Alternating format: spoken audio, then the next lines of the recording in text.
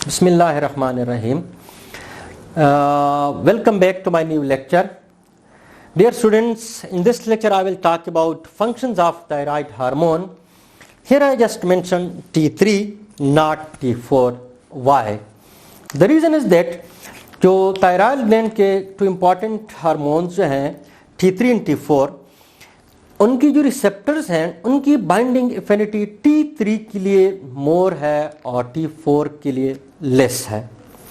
इसलिए ये जितने जो फंक्शंस मैंने लिखे हैं they are mostly perform by T3 not by T4। और बोथ जब T3 एंड T4 प्रोड्यूस हो जाते हैं और ब्लड में रिलीज हो जाते हैं तो ऑलमोस्ट सारे जो T4 हार्मोन्स हैं वो कन्वर्ट हो जाते हैं T3 में। How? You know, T4 consists of 2 tyrosine amino acids and 4 iodine atoms, while T3 consists of 2 tyrosine amino acids and 3 iodine atoms. Just one iodine atom is removed from T4 and they are then converted into T3. This process of removal of one iodine atom or iodine atom from tyrosine amino acid, this process is called deiodination. So certain deiodenase enzymes होते हैं, वो deiodenase enzyme जो है वो iodine atoms को remove करते हैं और T4 को कन्वर्ट कर लेते हैं T3 में। So now let me discuss the functions of T3. These are the functions performed by T3. It increases basal metabolic rate, promote growth, synthesis of cholesterol, act on muscles to promote their development and function, promote gastrointestinal motility. So let me first discuss basal metabolic rate. It increases basal metabolic rate. Before going into detail that how T3 hormone increases basal metabolic rate, let me first tell you basal metabolic rate होता क्या है।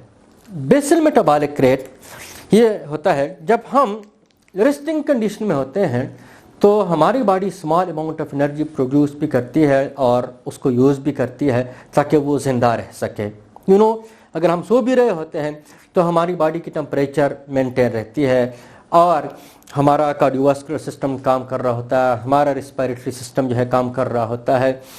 तो इसको क्या कहते हैं, ताकि क्या है, ताकि हमारी बॉडी जो है ज़िंदा रह सके। इसको बेसल मेटाबॉलिक रेट कहते हैं। और इस बेसल मेटाबॉलिक रेट के दौरान small amount of energy produce भी होती है और small amount of energy use भी होती है। तो T3 क्या करता है? T3 इस स्मॉल अमाउंट ऑफ एनर्जी की प्रोडक्शन और इस स्मॉल अमाउंट ऑफ एनर्जी की यूज़ में क्या करता है कि यूज़ में हेल्प करता है, इसको इंक्रीज करता है। अब कैसे इंक्रीज करता है ये मैं बाद में एक्सप्लेन करूंगा। Let me first tell you, एक क्वेश्चन अनदर राइज होता है कि अगर T3 इसको इंक्रीज करते हैं फिर कौन हार्मोन्स हैं जो बेसल मेटाबॉलिक रेट को रेगुलेट करते हैं T3 के अलावा? एक्चुअली इंसुलिन हो गया, ग्रोथ हार्मोन हो गया, ग्लूकागॉन हो गया, ये सारे हार्मोन जो हैं ये बेसल मेटाबॉलिक रेट को रेगुलेट करते हैं। लेकिन साथ साथ 50% रोल T3 का भी है। कहने का मतलब है कि T3 न सिर्फ बेसल मेटाबॉलिक रेट को इंक्रीज करता है बल्कि बेसल मेटाबॉलिक रेट की जो रेगुलेशन है उसमें भी 50% T3 का रोल है। अगर T3 के लेवल को बिल्कुल जीरो पे लाया जाए तो बेसल मेटाबॉलिक रेट क्या हो जाएगा? 50% डिक्रीज हो जाएगा। So now let me define what is basal metabolic rate. Basal metabolic rate can be defined as the production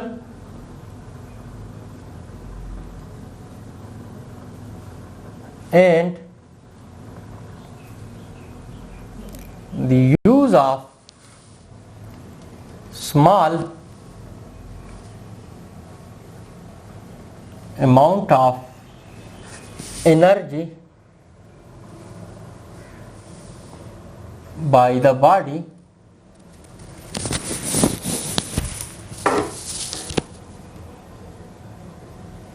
during resting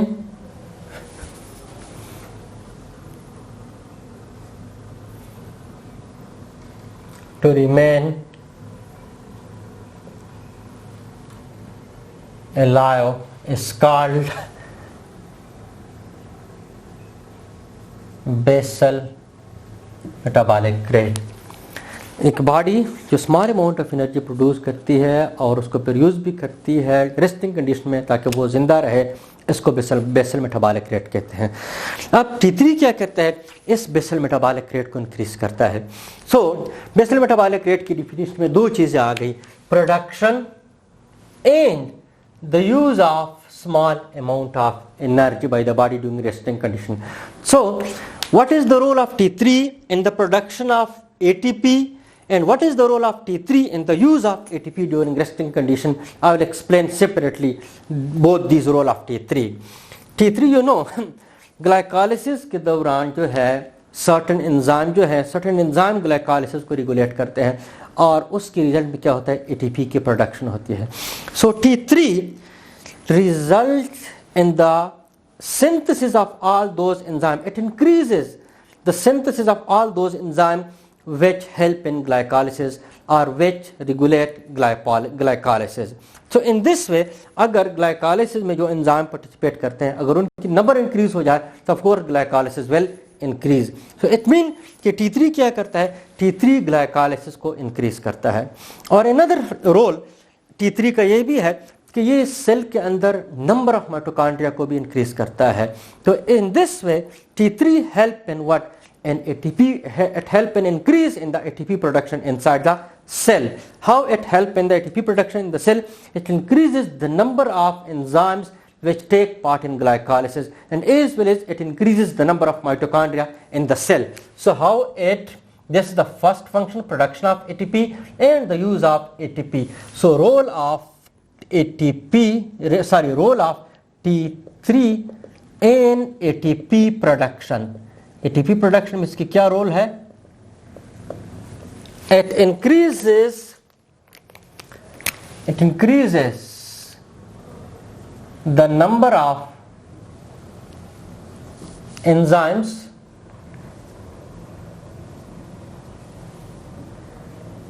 that take part in glycolysis. So hence it increases glycolysis. अगर glycolysis को increase करता है, it means ATP production को increase करता है. And it also increases the number of mitochondria. Plus it also increases the number of mitochondria. तो इस तरह T3 जो है ATP की प्रोडक्शन में इंक्रीज लाता है। और यूज में इसका क्या रोल है, ATP की यूज में, ATP के ब्रेकडाउन में इसका क्या रोल है, ATP की यूज में इसका क्या रोल है, role of T3 in use of ATP, इसका क्या रोल है। ये आपको पता होना चाहिए कि हर सेल जो है वो अपने अंदर जो है सोडियम की कंसंट्रेशन, ये एक सेल है तो हर सेल की ये कैरेक्टरिस्टिक है कि ये अपने अंदर सोडियम की कंसंट्रेशन जो है वो कम रखता है और पोटाशियम की कंसंट्रेशन जो है वो हाई रखता है। और इस तरह सोडियम की कंसंट्रेशन हर सेल अपने बाहर सोडियम की कंसंट्रेशन बाहर को ये इंक्रीज रखता है और पोटाशियम की कंसंट्रेशन को जो है वो कम रखता है। कैसे the cell maintain high concentration of sodium inside it and low concentration of how the cell maintain high concentration of potassium inside it and low concentration of sodium inside it, and how it maintain low concentration of potassium outside and high concentration of sodium outside. Actually all cell membrane possesses certain pumps which are called sodium potassium ATPase pump, which all of you know. This is the sodium potassium ATPase pump. This pump so actively transport sodium outside the cell, from inside to the outside the cell. और इस तरह जो है फिर बाहर sodium की concentration high रहती है। और इस कि पोटाशियम की कंसंट्रेशन अंदर जो है हाई है और बाहर लो है। क्यों लो है? क्यों लो है, क्यों हाई है अंदर? क्योंकि ये पंप जो है against the concentration gradient potassium को बाहर से अंदर की तरफ लाता है with the use of ATP को यूज करता है और उसके रिजल्ट में जो है ये सोडियम की कंसंट्रेशन अपने अंदर लो रखता है और पोटाशियम की कंसंट्रेशन हाई रखता है। ऑफ कोर्स इसके रिजल्ट में एटीपी यूज होता है। जब एटीपी यूज होता है, जब एटीपी जो है की ब्रेक डाउन हो जाती है, उससे एनर्जी प्रोड्यूस हो जाती है।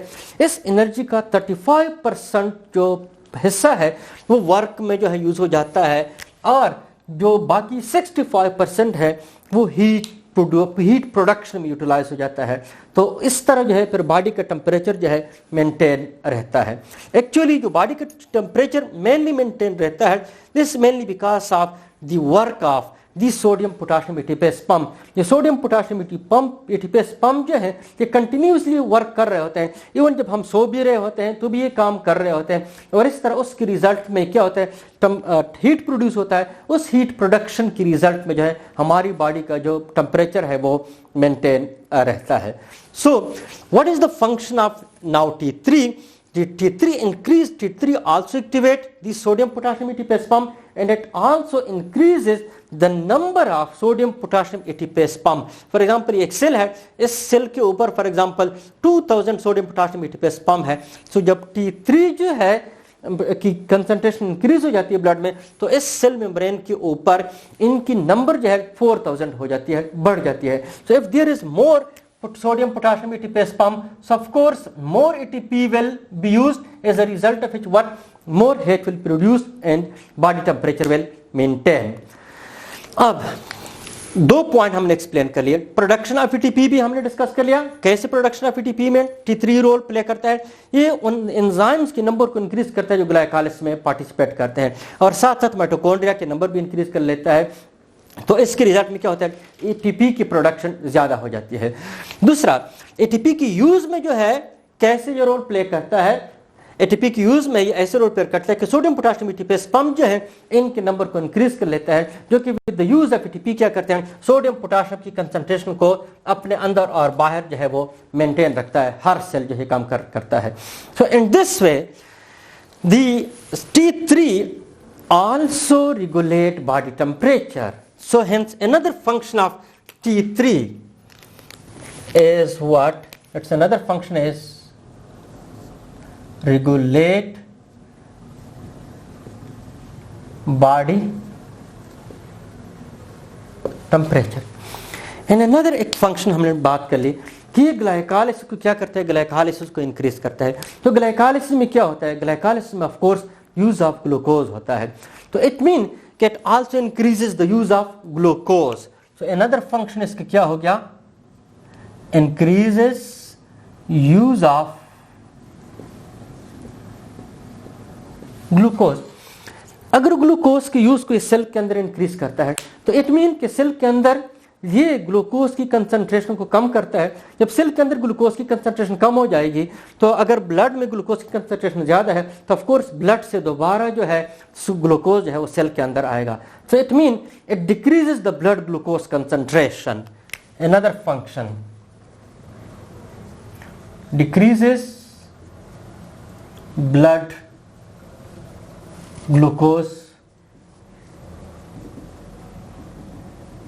कंसंट्रेशन। अनदर फंक्शन, अगर ब्लड में ग्लूकोज की कंसंट्रेशन कम हो जाती है तो फिर बंदे को जो है भूख भी जो है लगती है। सो इट मीन्स कि it what, it increases appetite. Appetite mean भूख का लग जाना। सो इट रेगुलेट और it increases appetite. It increases appetite.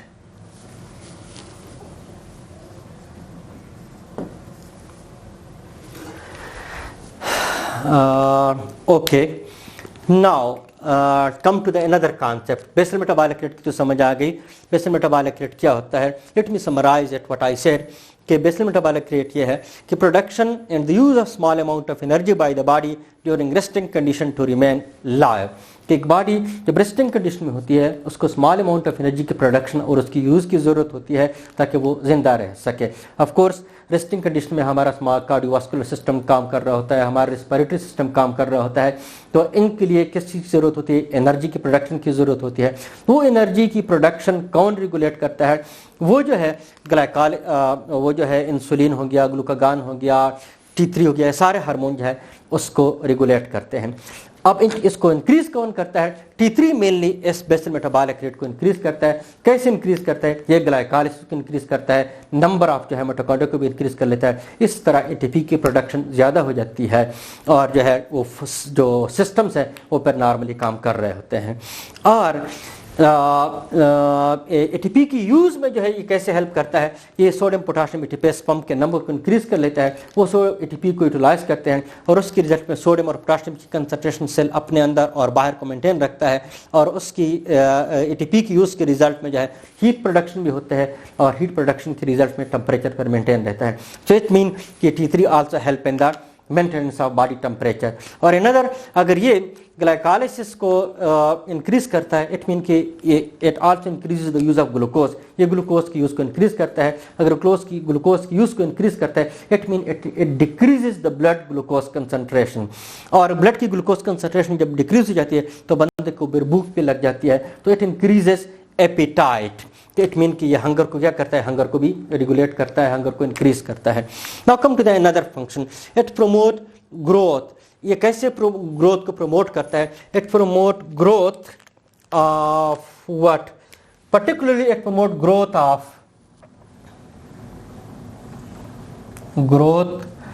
Of nerve system की ग्रोथ को इंक्रीज करता है, and also it promote growth of skeleton. इन दोनों की ग्रोथ को क्या करता है? प्रमोट करता है। How it regulate, it promote the growth. Actually growth में दो चीज़ें आती हैं, एक जब सेल इंक्रीज हो जाता है अपने साइज में, इसको भी ग्रोथ कहते हैं, और जब सेल डिवाइड हो जाता है उसके रिजल्ट में भी जो है ग्रोथ अक्कर होता है। तो actually the function of T3 hormone is to regulate the gene expression। ये जीन एक्सप्रेशन को ही क्या करता है? रेगुलेट करता है, सर्टन जीन को स्टिमुलेट करता है, उसके रिजल्ट में वो जीन एक्सप्रेस हो जाते हैं। जीन जब एक्सप्रेस हो जाता है तो मैसेंजर आरएनए बन जाती है, वो मैसेंजर आरएनए जो है प्रोटीन में कन्वर्ट हो जाती है, और वो प्रोटीन या तो फिर स्ट्रक्चरल प्रोटीन होते हैं जिससे स्ट्रक्चर बनते हैं, और या जो है फंक्शनल प्रोटीन होते हैं जो एंजाइम के फॉर्म में होते हैं जो फिर फंक्शन परफॉर्म करते हैं, सच एज ग्लाइकोलाइसिस हो गया। तो ये T3 क्या करता है? ये जीन एक्सप्रेशन को रेगुलेट करता है।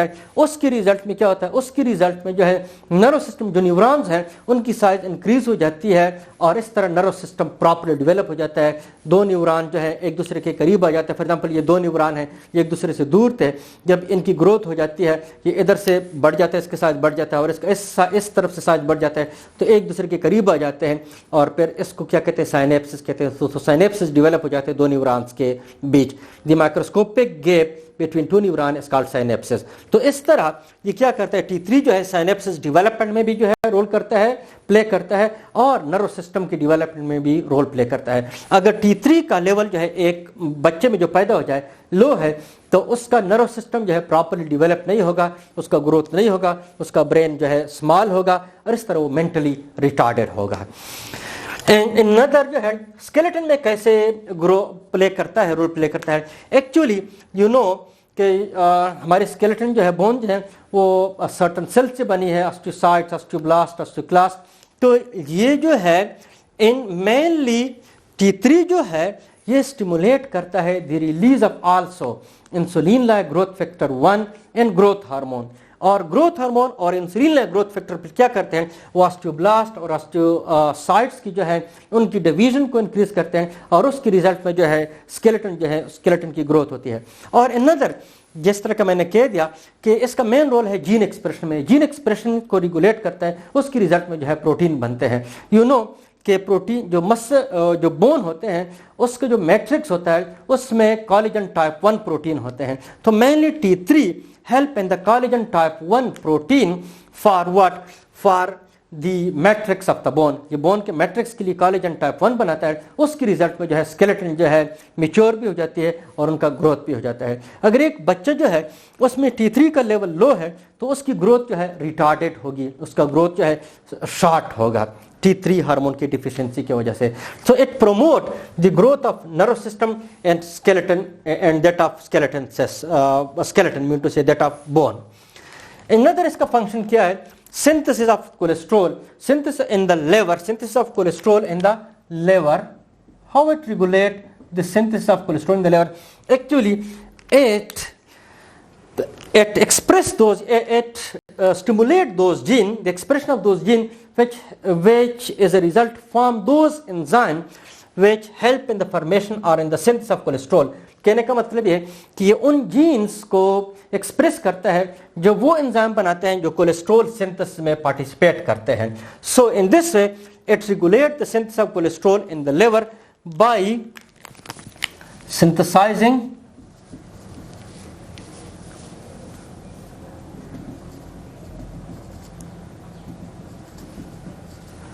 the enzymes for cholesterol synthesis.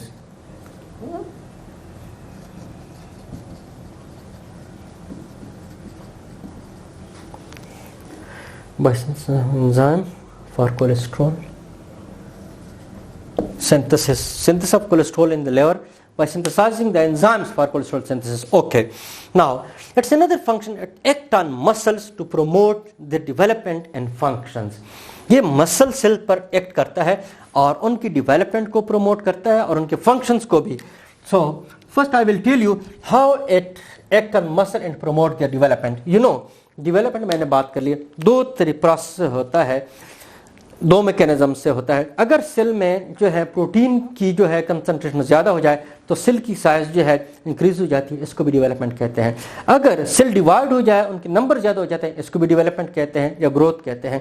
तो ये मेनली क्या करता है, मेनली T3 का ये रोल है कि जीन एक्सप्रेशन को रेगुलेट करता है. जीन एक्सप्रेशन के रिजल्ट में क्या होता है, प्रोटीन सिंथेसिस हो जाते हैं. Protein synthesis mean muscle cell में यूजुअली एक्टिन मायोसिन फिलामेंट होते हैं जो प्रोटीन से बने होते हैं, अमीनो एसिड से बने होते हैं. तो ये क्या करता है, एक्टिन मायोसिन फिलामेंट के सिंथेसिस को इंक्रीज कर लेता है, प्रोटीन सिंथेसिस को इंक्रीज कर लेता है. उस प्रोटीन सिंथेसिस के रिजल्ट में मसल का जो सेल्स होता है उसकी साइज जो है इंक्रीज हो जाती है. So in this way muscle cell develop due to the action of T3. So act on muscle to promote their development. And another its function, yes, इसके function को भी regulate करता है. How it regulate its function? Let's suppose this is one muscle cell, ये एक muscle cell है, ठीक है. एक तो ये क्या करता है, इट इंक्रीज, लेट्स सपोज इसमें एक्टिन एंड मायोसिन फिलामेंट्स हैं, तो ये इनकी जो है इनकी सिंथेसिस को इंक्रीज कर लेता है. So more and more actin and myosin filaments are produce. As a result muscle size जो है क्या हो जाता है, मसल का size, muscle cell size increases. जब मसल का साइज इंक्रीज हो जाता है इसको मसल डेवलपमेंट कहते हैं. तो मसल डेवलप हो जाता है.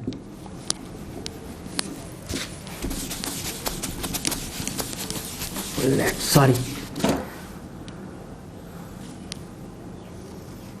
So as a result of protein synthesis, muscles develop. And another, how it promotes its function. You know, जितने जो मसल सेल्स हैं, चाहे स्मूथ मसल हैं और चाहे कार्डियोवास्कुलर कार्डियक मसल जो हैं, इनके ऊपर रिसेप्टर्स होते हैं एपिनेफ्रिन के लिए. Let's suppose this the receptor for epinephrine. Epinephrine को एड्रेनालिन भी कहते हैं. एपिनेफ्रिन और adrenaline they are stimulatory in function. ये स्टिमुलेटरी फंक्शन में होते हैं. जब ये अपने रिसेप्टर के साथ बाइंड हो जाते हैं तो ये मसल सेल को स्टिमुलेट करते हैं. As a result the muscle cell contract. ये T3 क्या करता है कि ये T3 उन जीन एक्सप्रेशन को इंक्रीज करता है जो ये रिसेप्टर एड्रेनालिन के लिए रिसेप्टर बनाते हैं. तो वो जीन एक्सप्रेस हो जाते हैं as a result of the effect of T3. और वो जीन फिर क्या हो जाते हैं, एक्सप्रेस होके ये रिसेप्टर बीटा एड्रेनालिन के रिसेप्टर को बीटा एड्रीनर्जिक रिसेप्टर कहते हैं. तो बीटा एड्रीनर्जिक रिसेप्टर जो है ज्यादा हो जाते हैं on the surface of cell membrane of the muscle, particularly that of smooth muscle and cardiac muscle cell. तो जब इनके रिसेप्टर ज्यादा हो जाते हैं, फॉर एग्जांपल ये एक मसल सेल था, कार्डियक मसल सेल था, उसके ऊपर for example 1000 beta adrenergic receptor थे. अब इसके रिस्पांस में लेट्स सपोज 2000 हो गए. जब 2000 हो गए so now more adrenaline और epinephrine will come and will bind with its receptor. so stimulation क्या होगी, ज्यादा होगी. जब ज्यादा होगी तो मसल कंट्रैक्शन क्या होगा, मसल कंट्रैक्शन ज्यादा हो जाएगा. so in this way it also regulate the functions of muscle by increasing the number of beta adrenergic receptors on the surfaces of, particularly on the surface of smooth muscles and cardiac muscles. And it also promote gastrointestinal motility. ये gastrointestinal motility mean जो digestive system की जो motility है is जो digestive system है उसके अंदर जो है पेरिस्टालसिस का अमल होता है। Regular contraction and relaxation of smooth muscle in the gastrointestinal tract is called peristalsis. Contraction होती है, रिलैक्सेशन होती है, इसको पेरिस्टालसिस कहते हैं। और उसके रिजल्ट में क्या होता है, फूड जो गैस्ट्रोइंटेस्टाइनल जो डाइजेस्टिव सिस्टम के अंदर होता है वो आगे की तरफ मूव करता है, तो इसको गैस्ट्रोइंटेस्टाइनल मोटिलिटी कहते हैं। You know that of course for the contraction and relaxation energy is required, and you know that T3 help in what in ATP production। तो ATP प्रोडक्शन में T3 हेल्प करता है। तो इस तरह ATP की प्रोडक्शन अगर स्मूथ मसल के अंदर होगी तो गैस्ट्रोइंटेस्टाइनल मोटिलिटी जो है वो रेगुलेट होगी। तो T3 क्या करता है, ये प्रमोट करता है, इंक्रीज करता है गैस्ट्रोइंटेस्टाइनल मोटिलिटी। अगर T3 ज्यादा होगा तो गैस्ट्रोइंटेस्टाइन जो डाइजेस्टिव सिस्टम की जो स्मूथ मसल की जो सेल्स हैं उसमें मेटाबॉलिक प्रोसेस ज्यादा होगा, ATP प्रोडक्शन ज्यादा होगी और उसके रिजल्ट में जो है मोटिलिटी भी क्या होगी, इंक्रीज होगी। और अगर T3 की कंसंट्रेशन लो है तो गैस्ट्रोइंटेस्टाइनल मोटिलिटी क्या होगी, लो होगी।